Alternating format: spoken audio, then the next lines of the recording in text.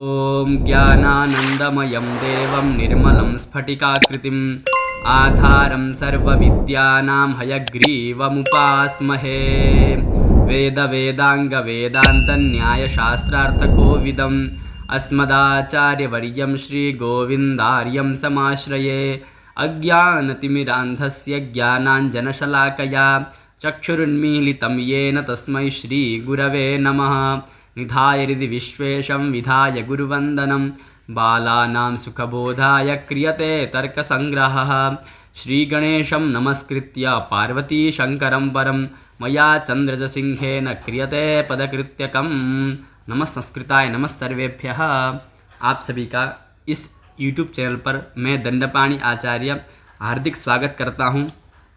हम यहाँ अध्ययन कर रहे हैं अभी तर्क संग्रह ग्रंथ, इसकी टीका है पदकृत्य।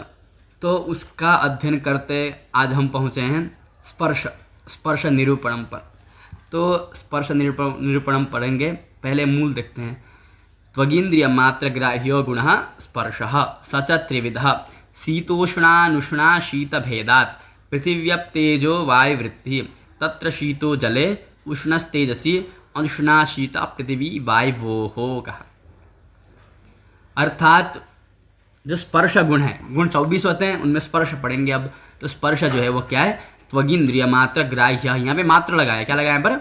मात्र लगाया। त्वगिंद्रिय मात्र ग्राह्य गुणः स्पर्शः स च त्रिविधः, स च त्रिविधः, वह 3 प्रकार का होता है, वह 3 प्रकार का होता है। क्योंकि त्वगिंद्रिय ग्राह्य इतना ही बोलते, तो त्वगिंद्रिय के द्वारा ग्राह्य तो क्या होता है?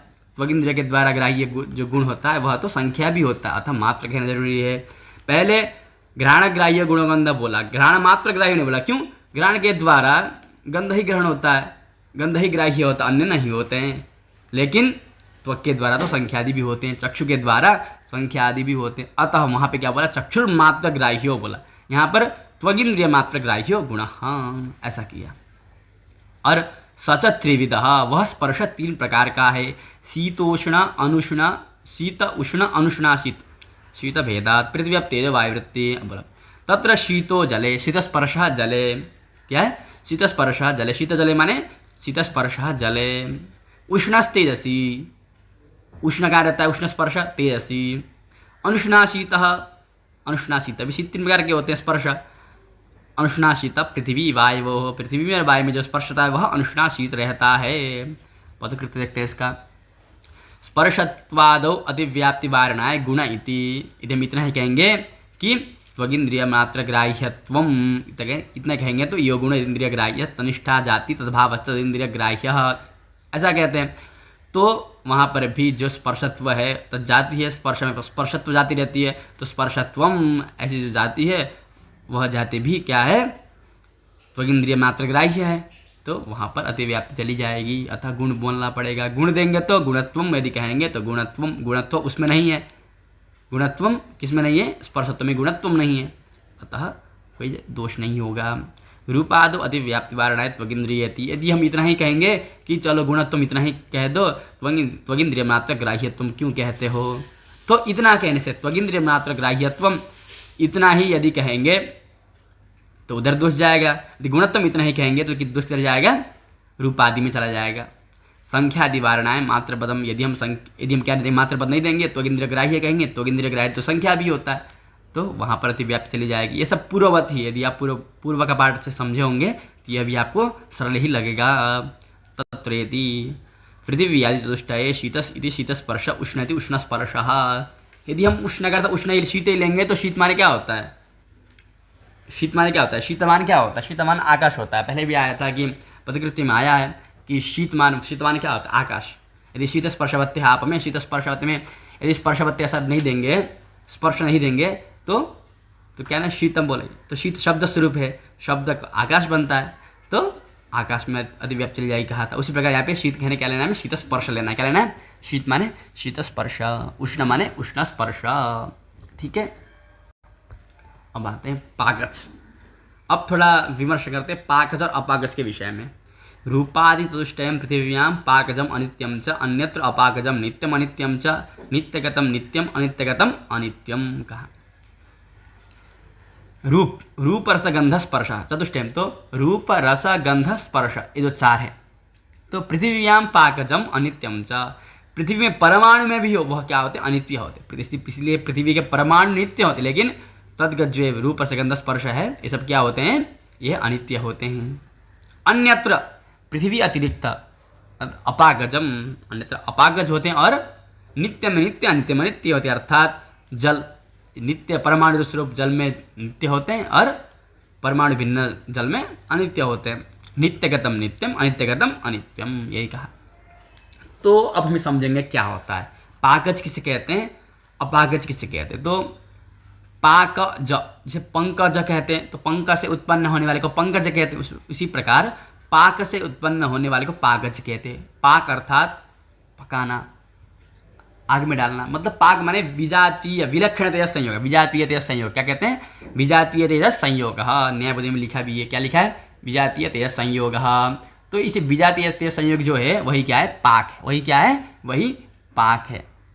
तो पाक होने के कारण क्या परिणत होता है उसमें, वहाँ पर रूप रस गंध स्पर्श, क्या होता है वहाँ पर, रूप रस गंध स्पर्श। तो इसका पदकृत्य देखते हैं। अच्छा, इसका पदकृत्य नहीं है, कोई बात नहीं, समझेंगे इसको। तो पहले हम कोई कच्चा आम लेके आते हैं, कच्चा आम ला करके हम उसको किसी कहाँ रखते हैं, तृणपुंज में, कहाँ रखते हैं उसको, एक तृणपुंज में रखते हैं। तो क्यों रखते हैं कि पक जाए बोल करके हम तृणपुंज में रखते हैं अंदर। तो 5 दिन बाद जब उसका महक आने लग जाता है, हाँ पक गया होगा, तो हम उसको निकालते हैं। तो उसमें क्या दिखता है, पहले हरा था, पहले रूप परावृत्ति, क्या होता है, रूप परावृत्ति ही दृश्यते, पहले रूप की परावृत्ति दिखती है उसमें, फिर उसमें रस परावृत्ति, रस भी दूसरा दिखता है हमें, फिर गंध भी दूसरा आता है, स्पर्श भी पहले कठोर अब मृदु हो चुका होता है। वो सब क्या है, पाक किससे हुआ होता है, वो पाक के कारण वैसा हुआ होता है। हर जगह पाक होता है। गाय घास खाती है, दूध देती है, घास का भी घास खाया तो घास अंदर पाक हुआ, अंदर जठराग्नि में विजातीय तेज संयोग हो गया, तो वह दुग्ध रूप में परिणत हो गया, दुग्ध रूप में वह परिणत हो गया। तो उसमें लिखा है नीचे, यथा तृणपुंज निक्षिप्त आम्राद उष्मलक्षण संयोगात पूर्व हरित रूप नाशय रूपांतर से पीता दृत्तिर नतुरसादिरुत्पत्ति ही। इस प्रकार जो न्याय बुद्धि में एक विस्तृत स्वरूप समझाया गया इसको, हालांकि पदकृत्यकार ने इसको नहीं समझाया, फिर भी हम सामान्यतः इसको समझेंगे। यानी कि जो पागज होते हैं वो इस प्रकार के होते हैं, जहाँ पर विलक्षणीय अतः विलक्षण तेज संयोग होता है, अथवा विजातीय संयोग है, वहाँ पर पाक होता है। पहले घड़ा था, घड़ा जो श्याम वर्ण का होता है, आग में रख दिया वो लाल हो गया। हाँ, इस प्रकार का बहुत सारा होता है, उसमें भी रूप रस सब परावृत्ति होती है। अब जरूरी नहीं कि जहाँ हर जगह वैसा हो, जरूरी नहीं है। अब 5 आम रखते हैं, कोई पाँच में से कोई आम हरा भी रह जाता है, कोई आम मीठा भी नहीं रहता, कोई कड़वा, मतलब आम का स्वरूप अम्ल हो जाता है कोई आम रखने पर भी। इसलिए जिस आम पर विजातीय संयोग, अब कौन कौन से संयोग होते हैं ये कह नहीं सकते, इसलिए विजातीय संयोग बोल दिया। हर जगह अलग अलग होते हैं, बहुत अनंत हैं, वो क्या है, अनंत हैं। इसलिए कहीं पे ऐसा तो कहीं पे वैसा नहीं होता। कहीं पे हरित रूप नाश होकर के क्या पितादि उत्पत्ति होती है, कहीं पे नहीं होती है। इस प्रकार से क्या हम क्या देखते हैं, उसमें पाक को देखते हैं। और पाक कहाँ होता है, पृथ्वी में ही पाक होता है, अन्यत्र पाक नहीं होता है। ठीक है, अन्यत्र तो क्या होता है, अन्य अपागज होता है, और अपागज नित्य और अनित्य होता है। नित्यगतम नित्यम, नित्यगत जो अपागज है वह नित्य है, अनित्यगत जो अपागज है वह अनित्य है, समझ सकते हैं। ठीक है, अब कहते हैं एकत्वादि व्यवहार हेतु संख्या सा नवद्रव्य वृत्ति एकत्वादि परार्थ पर्यंता एकत्व नित्यम अनित्यम च नित्यगतम नित्यम अनित्यगतम अनित्यम द्वित्वादिकम सर्वत्र नित्यमेव। अब कहते हैं एकत्वाद व्यवहार हेतु संख्या। हम एक क्या कहते हैं, एक कहते हैं एक द्रव्य को बताता है, क्या कहता है, जिसमें एकत्व रहता है। संख्या उस संख्या को बताता है, जो एक जो कहते हैं किसको बताता है, संख्या को। तो जिसमें एकत्व रहता है वह एक है। मैंने कहा कि एका लेखनी का कहा मैंने, एका लेखनी का। तो एका लेखनी कहने पर लेखनी में क्या है, लेखनी में एकत्व है। लेखनी में क्या है, लेखनी में एकत्व है। हाँ, मैंने कहा द्वौ बालौ, क्या कहा, द्वौ बालौ, उसमें द्वित्व है, उसमें द्वित्व है। तो इस प्रकार एकत्वादि, इसलिए एक आदि व्यवहार नहीं लिखा, क्या लिखा, एकत्वादि व्यवहार है। तो संख्या, जो एकत्वादि व्यवहार के हेतु जो होता है उसे क्या कहते हैं, संख्या। उसे क्या कहते हैं, संख्या। एक द्वौ, ठीक है, त्रयः, इस प्रकार से। हाँ, अयम एक इमौ दो इमे त्रयः, इस प्रकार का। सा नवद्रव्य वृत्ति, सा संख्या नवद्रव्य वृत्ति, वो 9 द्रव्य में रहती है। फिर बोला एकत्वादि परार्थ पर्यंता, यहाँ ले लिया। अब कहाँ से शुरू है, तो एकत्वादि परार्थ पर्यंता बोला। कहाँ से, एकत्वादि परार्थ पर्यंत, अर्थात एक से लेकर के परार्थ पर्यंत, परार्थ तक। कहाँ तक, एक से परार्थ तक संख्या इतनी है, एक से परार्थ। हालांकि उससे भी अधिक है, लेकिन सामान्यतः क्या समझते हैं, एक से लेकर परार्थ तक है। एकत्वम नित्यम अनित्यम च, एक क्या नित्य भी अनित्य भी है, वही नित्यगतम नित्यम अनित्यगतम अनित्यम।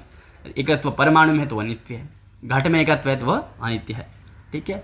अब द्वित्वादिकम सर्वत्र अनित्यमेव, और जो द्वित्वादि सर्वत्र अनित्यमेव, सब हर जगह क्या है, वह तो हर जगह अनित्य ही है। वह क्या, हर जगह वह तो अनित्य ही है। क्यों, द्वित्व तो अपेक्षा बुद्धि होती है हमें, कि हम जिसके दो, हम बहुत 15 लोग बैठे, हमने कहा कि इमो दो, क्या बोला हमने, इमो दो बोला, तो उनमें से हमने दो लोग को अपनी अपेक्षा बुद्धि से दो को चुना, हमने इमो दो बोला। जैसे हमने इमो दो बोला, उनमें द्वित्व आ गया, द्वित्व बुद्धि उठी हमारे, इसमें उसमें द्वित्व बुद्धि है। तो द्वित्व का व्यवहार है तो वहाँ पे जो बना द्वौ, द्वित्व का व्यवहार है तो क्या बना, दो बना, वो दो संख्या है। उसको हटा सकते हैं हम, कब हटाएंगे उसको, एक बोल देंगे हट जाएगा, अथवा कुछ क्षण बाद वो भी नष्ट हो जाएगा, संख्या जो है। ठीक है, द्वित्व का नाश हो जाता है। इस प्रकार का हम समझते हैं। तो द्वित्व, ये द्वित्व, त्रित्व, चतुष्टव, ये जितने भी सब क्या है, सब अनित्य ही हैं। ठीक है, ये सब अनित्य ही होते हैं। अब कहा पदकृत देखते हैं, एकत्वादीति एकत्वम इत्यादि यो व्यवहार अस्मिन् एकत्वम वर्तते अतः अयम एकः, इस प्रकार। ठीक है, एकत्वम इत्यादि व्यवहार, एको दो इत्याद्यात्मक। तो एकत्वम इत्यादि व्यवहार कहाँ होता है, तो एको दो इत्याद्यात्मक, तस्य हेतु, उसका जो कारण क्या है, वह संख्या है। ठीक है, घटादि वारणाय एकत्वादीति, क्या कहा, घटादि वारणाय एकत्वादीति। तो पहले देखते हैं यहाँ पे घटत्वादि वारणाय क्यों बोला। सबसे पहले तो ये लक्षण कितना करेंगे, इसे लक्षण कितना करेंगे हम, एकत्वादि व्यवहार है तो संख्या किया, तो एकत्वादि व्यवहार है तो तुम संख्या यह लक्षण किया। तो चलो एकत्वादि मत बोलो, व्यवहार हेतु क्या बोलो, व्यवहार हेतु बोलो। तो व्यवहार हेतु तो कहेंगे तो घटित व्यवहार का हेतु बनता है, अयम घटा का है, तो घटित व्यवहार का हेतु बन रहा है, तो वहाँ पर भी अतिव्याप्ति हो जाएगी। तो तत्र अतिव्याप्ति निरसयितुम। ठीक है, तो वहाँ पर अतिव्याप्ति निराश करने के लिए क्या किया, यहाँ पर हमने एकत्वादि ग्रहण कर लिया। फिर कहा कालादि वारणाय असाधारण इत्यपि देयम, असाधारण देना है, असाधारण कारण। तो क्या करेंगे, एकत्वादि व्यवहार असाधारण कारणत्वम असाधारण हेतुत्वम संख्याया लक्षणम। तो यद्यपि एकत्वादि व्यवहार का हेतु काल भी बनता है, लेकिन कैसा हेतु बनता है, वो निमित्त, साधारण कारण। वो क्या है, साधारण कारण है। साधारण कारण कौन कौन है, तो कहते हैं ईशस्तज्ञान यत्नेच्छा, कालो दृष्टम दिगे वच, फिर प्राग भाव और प्रतिबंध का भाव, प्राक प्रतिबंध का भाव आता है। फिर कार्य साधारण त्रय, तो कार्य साधारण स्मृता, इस प्रकार का आता है।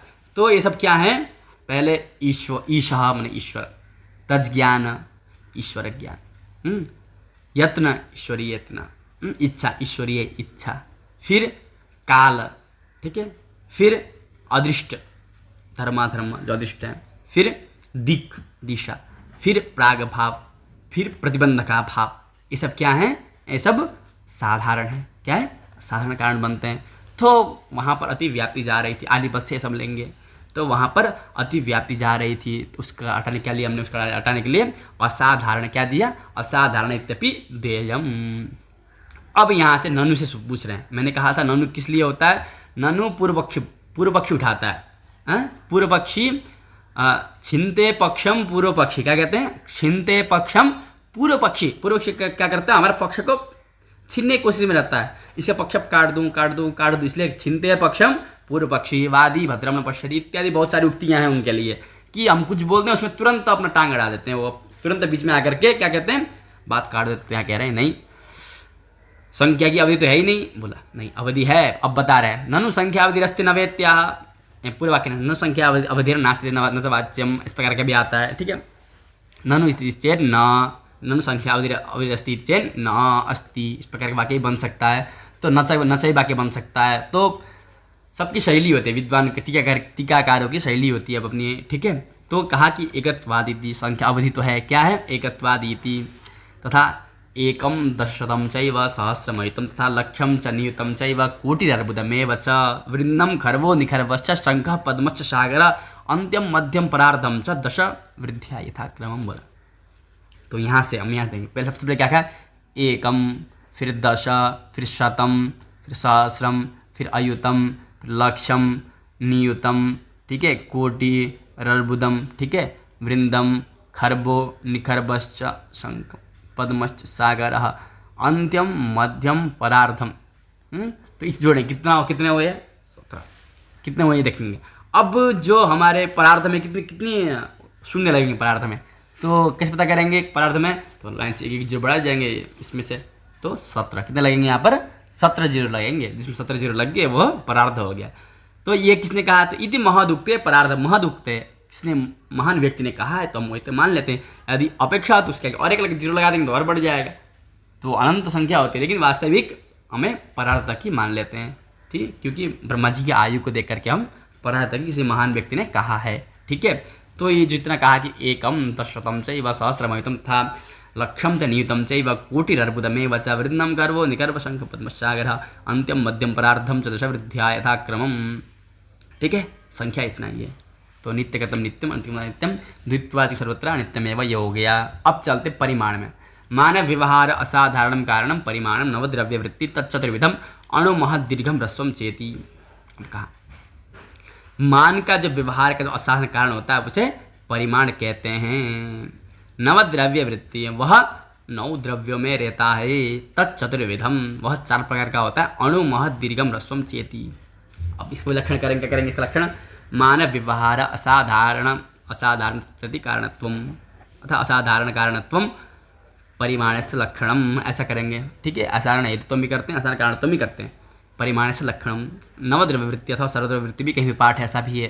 तो तत्चतुर्विधम वह 4 प्रकार का है। अणु महद दीर्घम ह्रस्वम चेति। यहाँ पे अणु कह रहा है तो परिमाणवान को बता रहा है अणु, इसलिए अणुत्व। यहाँ पे क्या कहेंगे? मैं भाव प्रधान निर्देश करेंगे। अणुत्वम, महत्वम, दीर्घत्वम, ह्रस्वत्वम, इस प्रकार का हम यहाँ पे भाव प्रधान निर्देश करते हैं। जिसमें अणुत्व है उस वह अणु है, क्योंकि अणु है बोल, परिमाण और परिमाण वाला का शब्द एक ही हो जाएगा। तो अणु, ये अणु है क्योंकि इसमें अणु है, ऐसा कहना थोड़ा उचित नहीं है। इसलिए क्या करते हैं? भाव प्रधान निर्देश करते हैं। इसमें अणुत्व है अतः ये अणु है, इसमें महत्व है अतः ये महत् है, ठीक है। इस प्रकार का हम करते हैं। तो कह रहे हैं मानम परिमिति तस्या यो व्यवहार। मान माने परिमिति, परिमाण, ठीक है, लंबा चौड़े से जो परिमाण करते हैं। यो व्यवहार इदम महत् इदम अणु इत्याद्यात्मक तस्य कारणम परिमाण, उसका जो कारण होता है उसे परिमाण कहते हैं, ठीक है। दंडादि वारणाय मानेति। अब कहते हैं अच्छा असाधारण कारण इतना, व्यवहार असाधारण कारण इतना ही कहो, मान क्यों कह रहे हो? तो कहे घट के प्रति असाधारण कारण दंड भी तो बनता है। यदि असाधारण कारण में इतना ही कहेंगे तो लक्षण की अतिव्याप्ति किधर हो जाएगी? दंड में हो जाएगी, तो वह तो उचित नहीं है। अतः दंडादि वारणाय मानेति, दंडादो अतिव्याप्ति वारणाय मानेति, ठीक है। फिर कालादि वारणाय असाधारणेति। चलो फिर मान व्यवहारत्व इतना ही कहो। असाधारण मतलब मानव व्यवहार कारणत्व इतना ही बोल, क्या बोलो? मानव व्यवहार कारणत्व। तो मानव व्यवहार कारणत्व इतना ही कहेंगे तो काल भी बनता है, जो भी बताया। जितने भी साधारण कारण बनते, कार्य साधारण स्मृता बोल के जितनों का गणना किया गया है सबका कथन आ जाएगा यहाँ पर। तो उनके वारण के लिए असाधारण कहेंगे। तो मानव व्यवहार असाधारण कारणत्व परिमाण से लक्षणम, ठीक है। बाद में गुणत्व जोड़ना पड़ेगा। असाधारण कारणत्व यदि गुणत्व परिमाण से लक्षणम, गुणत्व हर जगह जोड़ना है क्योंकि सारे गुण ही हैं। तो मानव व्यवहार साधारण कारणत्व सति गुणत्व परिमाण से लक्षणम, ऐसा हमें पूर्ण करना है, ठीक है। फिर कहा शब्दत्व वारणाय कारणमिति। ये थोड़ा सा नया है, शब्दत्व वारणाय कहा तो प्रश्न होता है शब्दत्व वारणाय जो कारणम बोला ऐसा क्यों? मानव व्यवहारत्व इतना ही बोल दो, क्या बोल दो? मानव व्यवहारत्व सति गुणत्व। तो मानव व्यवहार बोला, व्यवहार माने क्या होता है? ज्ञानजनक शब्द प्रयोग। व्यवहार माने क्या होता है? ज्ञानजनक शब्द प्रयोग। तो शब्द प्रयोग शब्द कहते हैं। तो मान क्या कहा? मान, तो मान भी शब्द है। शब्द में जो असाधारण होता है क्या होता है? कारण नहीं कहेंगे, क्या नहीं कहेंगे? कारण नहीं कहेंगे, असाधारण। तो असाधारण दो ही होता है, एक तो कारण होता है, एक धर्म होता है। एक क्या होता है? धर्म होता है। क्या होता है? धर्म। तो घट में क्या है? घटत्व धर्म, वो भी असाधारण धर्म है। असाधारण क्या होता है? एक तो कारण होता है, दूसरा धर्म होता है। तो धर्म लेंगे, क्या लेंगे? धर्म लेंगे। तो मानव व्यवहार का क्या है? शब्द प्रयोग, शब्द है। तो शब्द में क्या रहता है? धर्म। शब्दत्व क्या रहता है? शब्दत्व। तो शब्दत्व में अतिव्याप्ति चली जाएगी। मानव व्यवहारत्व कहेंगे तो मानव व्यवहारत्व कुत्र, तो मानव व्यवहार शब्द है, शब्द में शब्दत्व धर्म रहता है, चला गया। यदि यहाँ पर थोड़ा इन्होंने घुमा दिया, यदि कहते कि कारण पद नहीं दे तो मानव व्यवहार किसमें, मानत्व, किसमें, मानत्व में चला जाता, किसमें, मानत्व में चला जाता। तो थोड़ा समझ में आता है कि मानत्व में जो है मानव व्यवहार में शब्द प्रयोग मानव है, मान में मानत्व चला जाता है। लेकिन उन्होंने क्या कर दिया है, मानव व्यवहार इतना ही कहेंगे तो शब्द तक पहुँच गए, कोई दिक्कत नहीं, ठीक है। शब्द तक पहुँचेंगे हम क्या करें, शब्द तक पहुँच क्या लेना हमें, मानव व्यवहार माने ज्ञान शब्द प्रयोग। तो शब्द प्रयोग कहा, शब्द प्रयोग में शब्द में कौन सा धर्म रहता है, असाधारण धर्म शब्दत्व, तो वहाँ पर अतिव्याप्ति चली जाएगी। उसको हटाने के लिए हम उसके निराश के लिए क्या करेंगे, कारण पद जोड़ेंगे, ठीक है। तो यहाँ पे धर्म का स्वतः व्यावर्तन हो जाएगा, ठीक है। अब शब्दत्व वारणाय कारणमिति नवद्रव्येति चतुर्विधमपि परमध्य भेदेन द्विविधम बोला, अच्छा 2 कर दिया इसको, परमध्य चतुर्विधमपि, जो हाँ परमाणु क्या कहा, परमाणु, परम महत्, परम दीर्घ, परम ह्रस्व कर दिया, ठीक है। और मध्य, ठीक है, मध्यमाणु, ठीक है, मध्यम अणु, मध्यम महत्, मध्यम दीर्घ, मध्यम ह्रस्व, इस प्रकार से हमें 8 कर दिया, इसको 4 को डबल बना दिया। अब कह रहे हैं कि तत्र परमाणु परम अणुरस्वत्वे परमाणु मनसो हो, परम अणु परम ह्रस्व कहाँ पर है, ह्रस्वत्व में ना, तो ह्रस्वत्वे द्विवचन हो गया। तो परम अणु परम ह्रस्वत्व कुत्र कुत्र, तो क्या परमाणु और मन में, परमाणु और मन में क्या है, परम अणु और परम ह्रस्वत्व है, ठीक है। अब फिर मध्यम अणु मध्यम ह्रस्वत्व कहाँ है, तो द्वणुक में, कहाँ पर, द्वणुक में, क्योंकि उसको हमें दिखाई तो नहीं देता, उसका प्रत्यक्ष होता नहीं है, तो मध्यम अणु मध्यम ह्रस्वत्व लिया गया। अब फिर परम महत्व परम दीर्घत्व कहाँ है, तो गगन आदि में, किसमें, गगन में, विहु में, गगन में, ठीक है। फिर मध्यम महत्व और मध्यम दीर्घत्व कहाँ है, तो घटात, जो वास्तविक सर्वथा प्रयोग होता है, घटा, घटा किसमें, मध्यम महत्व परिमाण का क्या परिमाण, मध्यम महत्व परिमाण होता है, ठीक है। महत्व दीर्घत्व परिमाण होता है किसमें, घटादि में, ठीक है। तो ऐसे हम समझ सकते हैं इसको। एतन मौक्तिकादिदम, अब मैं प्रश्न कर रहे हैं भाई, जब हम एतन मौक्तिकात इदम मौक्तिकम अणु, ऐसा भी तो व्यवहार होता है, क्या होता है, एतन मौक्तिकात एतन मौक्तिकम अणु, इस मोती से यह मोती थोड़ा छोटा है, तो वहाँ पे अणु का प्रयोग हुआ। एक अणु तो कैसा होता है, तुमने कहा अणु तो मात्र कहाँ रहता है, परमाणु और मन में रहता है, लेकिन यहाँ तो नहीं, कुछ नहीं है यहाँ तो, मतलब ये तो जो मोती हमें दिख रहा है, इसका मतलब वो क्या है, मध्यम परिमाण वाला दिख रहा है, क्या दिख रहा है हमें, वो मध्यम महत्व वाला दिख रहा है, तो मध्यम दीर्घत्व वो दिख रहा है हमें। तो वो व्यवहार कैसे तो करें, व्यवहार से अपकृष्ट महत्वाश्रयत्वाद गौणत्वम बोध्यम, वह गौण प्रयोग क्या है, गौण, हम ये कहना चाहते हैं कि उससे यह छोटा है, उसकी परिमाण की अपेक्षा इसका परिमाण जो है वह छोटा है, अपकृष्ट परिमाण, ठीक है। तो ये हमें बताने के लिए क्या करते हैं, हम उसे गौण प्रयोग कर देते हैं, जैसे गंगाएम घोषा का, तो वहाँ पे क्या समझे, गंगा तीरे घोषा, इस प्रकार हम क्या करते हैं, लक्षण करते हैं, लाक्षणिक प्रयोग होता है, ये भी लाक्षणिक प्रयोग, गौण, ठीक है, गौण प्रयोग। एवं इस प्रकार केतनाद व्यजनम रस्वम, केतन माने जो राजा महाराजा को झुलाते हैं, बड़ा पंखा भी कह सकते हैं, अथवा केतन माने जो ध्वज भी कह सकते हैं। उसके अलावा जो व्यजन माने जो ऊपर जो दिख रहा है आपको, यह व्यजन माने छोटा सा व्यजन, वह रस्वम, वह रस्व है, क्या है, वह रस्व है। तो यहाँ पर रस्व में कहा, रस्व परमाणु मन में होता है, तो इस पर क्या कहेंगे, निकृष्ट दीर्घत्वात्, वह उसे बड़ा है, अपकृष्ट ये निकृष्ट वो है, इस प्रकार से उससे छोटा बड़ा, इस प्रकार की जो मेरी क्या है भावना व्यवहार है, तो इस व्यवहार को समझते हुए क्या करते हैं, लाक्षणिक प्रयोग करते हैं, क्या करते हैं, इसका हम लाक्षणिक प्रयोग करते हैं। तो इस पर क्या हुआ, अणु महत् दीर्घम ह्रस्वम चेति, हम इसके बारे में आज हमने पढ़ा। आशा करता हूँ यह पाठ आप सभी को समझ में आ गया होगा, और अभी तक जुड़े रहने के लिए आप सभी को हार्दिक धन्यवाद। एवं आपको यहाँ पर किसी पंक्ति में या किसी विषय में जिज्ञासा हो तो आप कमेंट बॉक्स में पूछ सकते हैं। एवं आज के लिए इतना ही, इससे आगे हम अब कल पढ़ेंगे। ओम पूर्णमदः पूर्णमिदं पूर्णात् पूर्णमुदच्यते पूर्णस्य पूर्णमादाय पूर्णमेवावशिष्यते। ओम शांति शांति शांति। नमः संस्कृताय, नमः सर्वेभ्यः।